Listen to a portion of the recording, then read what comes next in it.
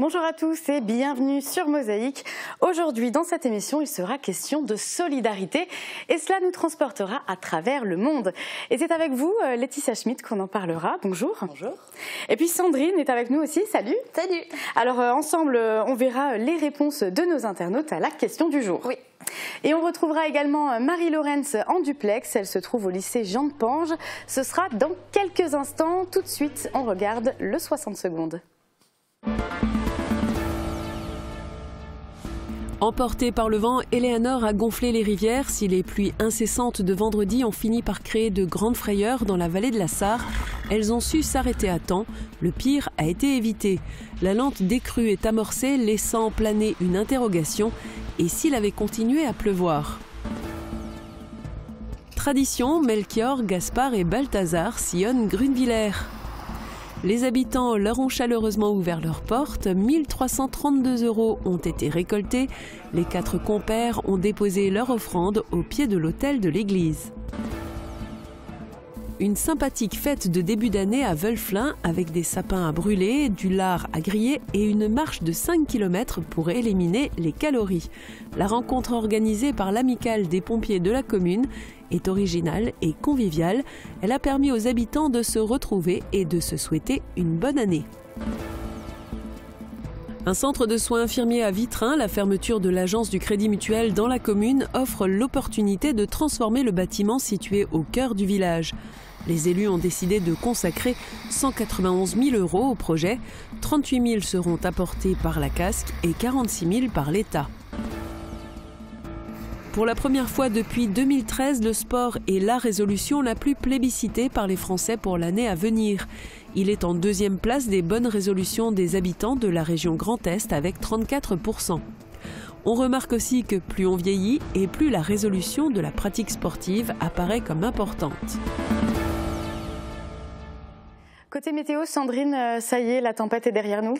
Oui, alors je pense que le pire est passé. Là, c'est vrai que ce week-end, c'était encore pas terrible niveau météo. Pour demain, c'est pas beaucoup mieux, mais on devra patienter encore un tout petit peu. Le beau temps arrive vers la fin de semaine. D'accord, ça va revenir. Oui. Allez, on regarde les prévisions météo pour demain. Avec le Crédit Mutuel, partenaire des grands événements sportifs.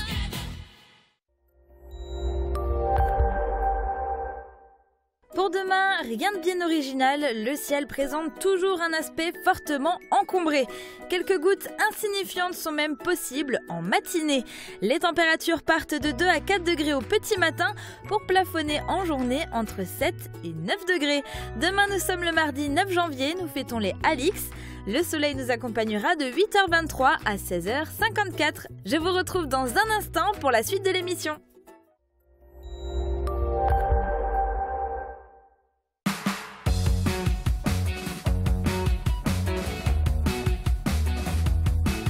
Agi Fermeture, le spécialiste de vos fenêtres, portes de garage, portes d'entrée et de vos portes intérieures. Agi Fermeture, une équipe au service de vos projets. Le premier week-end de l'année a démarré fort avec de nombreuses manifestations organisées pendant 2 jours. Tennis, théâtre en plate, fête de l'épiphanie et solidarité, il y avait de quoi s'occuper. Marie-Laurence a fait pour vous le tour des événements du week-end. C'est tout de suite dans le VSD. «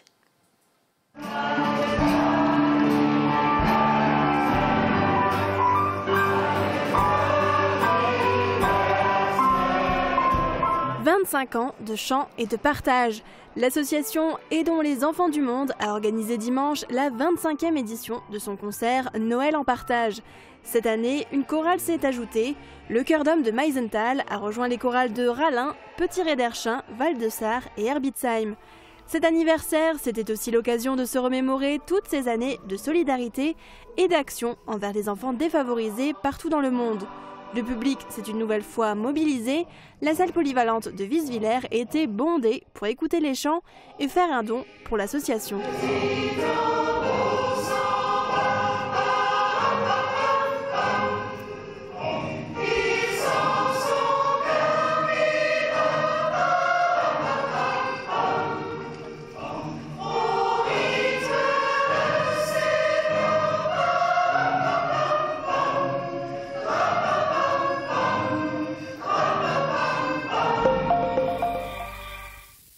À Wölflin, c'est bel et bien la fin de la période de Noël. Dimanche matin, l'amicale des pompiers de la commune a procédé à la crémation des sapins, récupérés quelques jours plus tôt chez les habitants. C'était aussi l'occasion pour les Wölflingeois de se retrouver et se souhaiter une bonne année. Avant de mettre le feu aux sapins, une marche de 5 km a été proposée avec des explications historiques de Francis Freiermuth. Arrivés à l'ère du Schorwald, les habitants ont pu se réchauffer puis profiter d'un verre de vin chaud et de la Speckfest avec le lard apporté par les participants. La reprise est difficile pour le marché bio et du terroir de Sarralbe. Pour ce premier rendez-vous de l'année, seuls 2 producteurs étaient installés devant l'hôtel de ville. Dès le mois prochain, il devrait être au moins 5 de plus. Les clients, eux, sont au rendez-vous. Après les fêtes, les légumes bio et les produits du terroir investissent à nouveau les réfrigérateurs. Ce petit marché mensuel mis en place en 2014 à Sarralbe a sa clientèle. S'il y a moins de monde que dans des marchés hebdomadaires, les gens s'arrêtent forcément à leur stand. Et c'est ce qui plaît aux producteurs qui y participent. Ce marché se déroule tous les premiers samedis du mois. Prochain rendez-vous le 3 février de 9h à midi. Autre rendez-vous mensuel, les ventes spéciales d'Emmaüs tous les premiers dimanches du mois. Pour cette première ouverture de l'année, un monde fou s'est rendu rue Édouard Genèse à Sarreguemines. Olivier et Julie sont venus de Schmidt-Villers avec leurs enfants. Après la fin des marchés de Noël, ils ont cherché une sortie à faire en famille dimanche matin. Forcément, avec les petits, impossible de ne pas faire un arrêt dans les rayons des jouets. Si le plus jeune était plutôt intéressé par les peluches, la famille repartira avec de nouvelles figurines. À Emmaüs, on retrouve également des milliers de livres, des vêtements, des bibelots, mais aussi des meubles. Pour profiter vous aussi des portes ouvertes spéciales, rendez-vous le dimanche 4 février à Emmaüs Sarreguemines. Mais vous pouvez aussi y faire un tour du mardi au samedi de 14h à 18h. L'autocar a le vent en poupe. En 2017, les réservations de voyage en autocar ont explosé chez Sotram Voyage. Un phénomène dû en partie à la loi Macron qui a libéralisé le transport en car en août 2015. Maintenant, il est possible de faire le trajet Forbach-Marseille ou Forbach-Lyon à bas prix. Le marché de l'autocar s'est ouvert et évidemment, ça a permis à beaucoup de personnes qui n'avaient pas la possibilité de voyager à coût moindre et à découvrir des autocars qui finalement ont un confort qui est bien au-delà de l'autocar qu'ils connaissaient.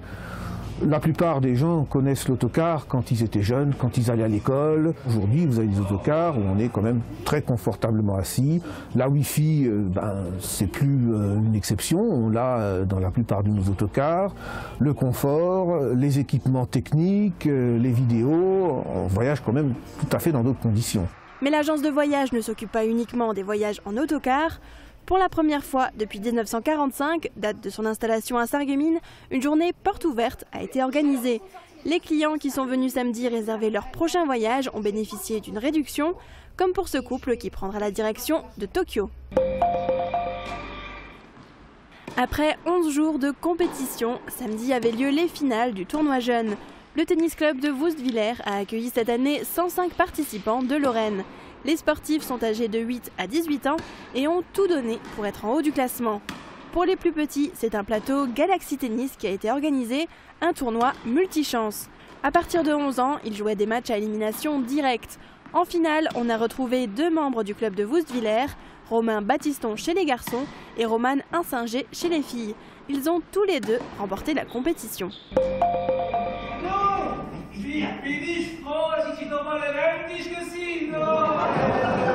La salle du Clos du Château à Neufgrange a ri aux éclats. Avec les frasques de la troupe de théâtre de Volminster, impossible de garder son sérieux. Samedi soir, ils ont donné la première représentation de leur nouvelle pièce, Im Paradies gibt's kein Engel mehr. Sarah Engel, nonagénaire, convoque sa famille qu'il a abandonnée depuis de nombreuses années pour lui dévoiler son testament. Mais la vieille dame a élaboré un plan diabolique pour se venger d'eux. Les 10 comédiens de la troupe poursuivent leur représentation. Samedi 13 janvier, ils seront à Putlange-au-Lac et dimanche 14 janvier à Roulin.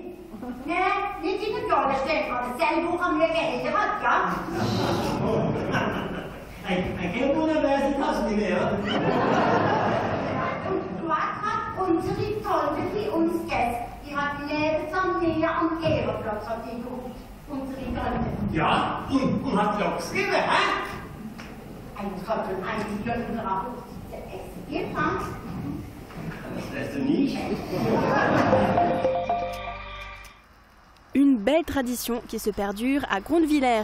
Pendant 3 jours, Melchior, Gaspard et Balthazar ont sillonné le village, guidés par leur étoile. Ils ont toqué à chaque habitation et entonné leur traditionnelle chanson.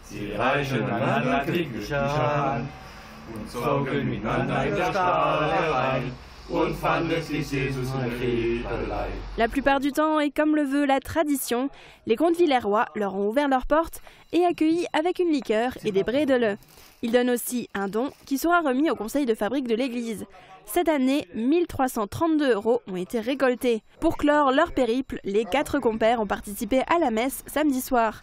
Ils ont déposé leurs offrandes au pied de l'autel. Fabien, Daniel et Laurent Prime ainsi que Gilles Zilinski attendent désormais impatiemment l'année prochaine pour pouvoir enfiler à nouveau leur beau costume de roi mage. Ce week-end avait donc lieu le Jour des Rois, plus connu sous le nom de l'Épiphanie. Vous l'avez peut-être célébré en dégustant une galette des rois, c'est avant tout une fête chrétienne. Le sanctuaire Notre-Dame du Perpétuel Secours a organisé le concert de l'Épiphanie dimanche. Jean-Philippe Bartel a joué des grandes œuvres sur son orgue imposant et la chorale du sanctuaire a interprété des chants de Noël.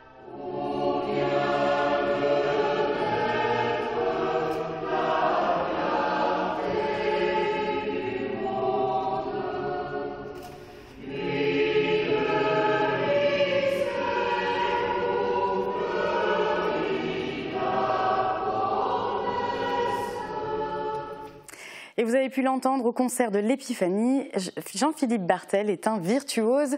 Sa passion, c'est l'orgue et il en a fait son métier. Facteur d'orgue et professeur de musique à Saint-Rinsmin, il est l'organiste titulaire du sanctuaire du Bloberg depuis ses 14 ans.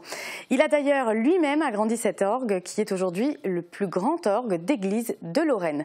Cet artiste surdoué nous parle en toute simplicité de sa passion. Reportage de Marie Lorenz.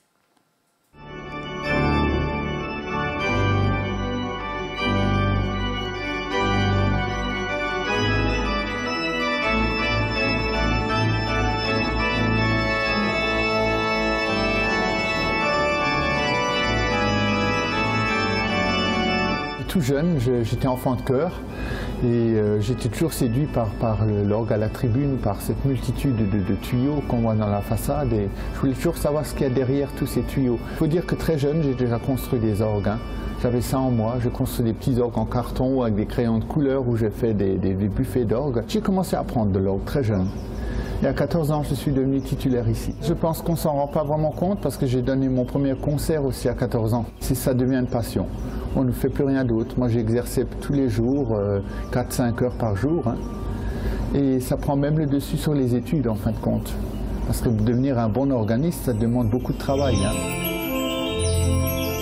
Je travaille beaucoup, toujours. Je continue à beaucoup travailler. Mes doigts, ma vélocité, ma musique, d'étudier. J'étudie tous les jours. On peut tout jouer sur un orgue. On peut jouer du jazz, du blues, on peut tout faire sur un orgue. Il y a des puristes qui disent non, c'est un orgue, c'est un instrument d'église pour accompagner des cantiques, pour jouer Bach, hein, qui est le plus grand de tous les compositeurs d'orgue, Jean-Sébastien Bach. Mais non, je suis d'avis que sur un orgue, on peut tout jouer.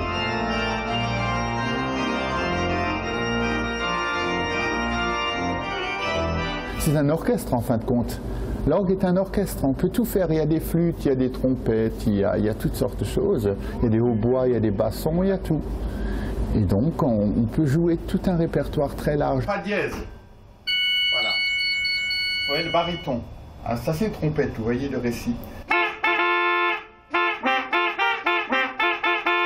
Je n'ai jamais pris la grosse tête dans ma vie, hein. Je suis conscient de ce que je sais faire. Je n'ai pas plus de preuves à donner aux gens de ce que je sais faire. Je suis un vrai passionné, voilà. L'orgue c'est ma vie et donc voilà, la musique c'est ma vie et je n'en suis pas fier. Je suis content de savoir ce que je sais faire.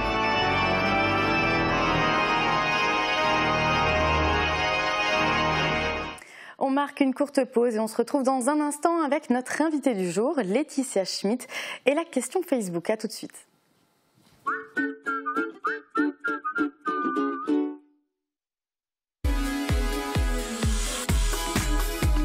Chez Cuisine Schmitt à Sarreguemines, la liquidation, c'est maintenant. À partir du 15 décembre, profitez de 30 à 60% de réduction sur les cuisines équipées et l'électroménager. Toute l'équipe de Cuisine Schmitt est prête à vous recevoir, car tout doit disparaître. Depuis qu'il est appareillé, il dit que je parle trop fort. Vaut mieux entendre ça que d'être sourd. Oui, et dis-moi, Isabelle... Plus rien ne vous échappe avec la passion de l'audition.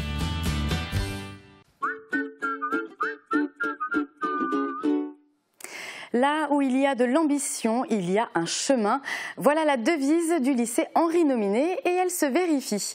2 anciens élèves sont venus témoigner de leur parcours après être passés par l'établissement.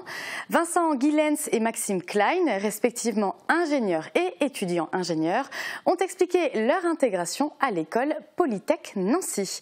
Reportage de Théodore Massin et Guillaume Dumonteil.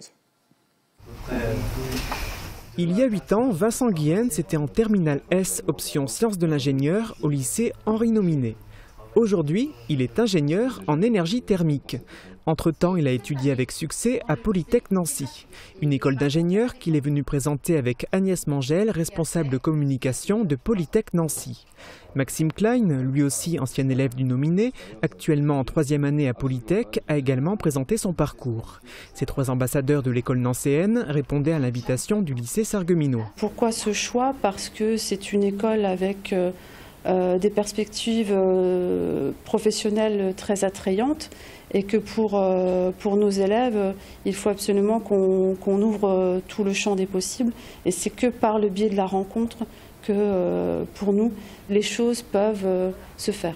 Ces élèves de première et de terminale du lycée Henri Nominé écoutaient avec attention leurs aînés parler de leur parcours.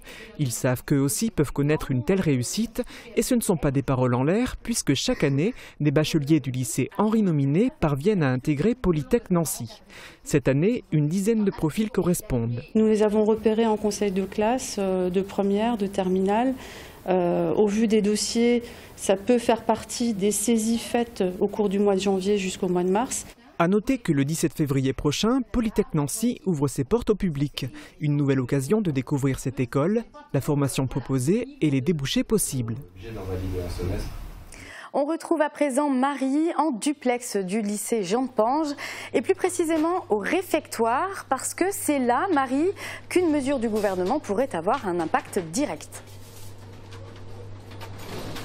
Bonjour Flora, et oui, Nicolas Hulot, le ministre de la Transition écologique, voudrait imposer un menu végétarien par semaine dans les établissements scolaires. Alors nous, on a voulu s'intéresser un petit peu à ce qui se passe actuellement dans les établissements. On est donc au réfectoire du lycée Jean de Pange où chaque jour, ce sont entre 700 et 800 plats qui sont servis et chaque jour, ils ont déjà une alternative pour les élèves qui mangent végétarien. Par exemple, aujourd'hui, le plat, ce sont des raviolis et pour les végétariens, ce seront des pâtes et des croque-fromages. Alors il y a de plus en plus d'élèves qui prennent les menus végétariens. Actuellement ils sont plus de 10% des élèves qui se tournent vers ces menus et ils pensent aussi ici au lycée Jean de Pange aux véganes puisque ceux qui souhaitent avoir un menu vegan peuvent tout simplement se diriger vers les cuisinières, leur dire qu'ils voudraient un menu vegan et ils peuvent profiter d'un menu en fonction de leur régime. Donc voilà, ici on s'adapte déjà, même si la mesure de Nicolas Hulot qui veut vraiment imposer un menu par semaine, ça leur déplaît un petit peu. Le fait de proposer une alternative, c'est beaucoup mieux pour eux. Merci Marie. Et oui, on l'a dit, cette mesure fait bien sûr débat, notamment concernant la condition animale et la santé. Nous avons voulu connaître l'avis des Sarregueminois et des Putelangeois sur la question. Regardez. Alors le gouvernement veut mettre en place des menus végétariens une fois par semaine dans les restaurants scolaires. Vous avez un avis là-dessus ?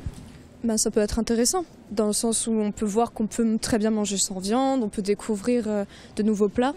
Parce que c'est vrai que les légumes... les gens ne sont pas forcément premièrement attirés par ça et on peut voir que les repas végétariens peuvent être très variés. C'est vraiment un sujet pour moi. Moi j'ai des enfants qui mangent de tout, donc pas spécialement. Après pourquoi pas. Moi je trouve ça bien parce qu'il y a des personnes qui ne mangent pas forcément de la viande, donc je pense que ça peut leur faire plaisir. Et voilà. personnellement, c'est une très bonne initiative. Étant moi-même végétarien, je pense que ça pourrait être très bien. Et après, ça pourrait faire changer peut-être de style alimentaire pour certaines personnes. C'est à double tranchant, on va dire, parce que pour moi, si c'est une fois par semaine, on va dire oui, c'est acceptable. Après, il faut quand même dans un repas avoir de la viande. Oui, c'est plutôt intéressant parce qu'il y a des gens qui mangent de moins en moins de viande. On sait que c'est mieux pour la planète de diminuer la consommation de viande. Donc le fait qu'il y ait des menus végétariens, hormis comment dire, les repas végétariens liés à la religion ou d'autres, est plutôt intéressant quand même. Je pense que c'est une bonne idée. Ça change des repas normaux. De montrer aux enfants de voir ce que c'est de manger végétarien aussi. Savoir manger sans viande. Ah, je suis pour. Je suis totalement pour parce que les enfants, ils mangent n'importe quoi et toute la viande et tout ça, c'est les pauvres bêtes. Alors moi, je suis pour. Je sais pas, j'aime pas trop moi le poisson. Ah, le poisson, non, j'aime pas, c'est nul. Pareil. J'aime pas. C'est nul, on est d'accord, c'est nul. Ouais. Végétarien, j'aime pas trop. On n'aime pas trop le végétarien. Ouais.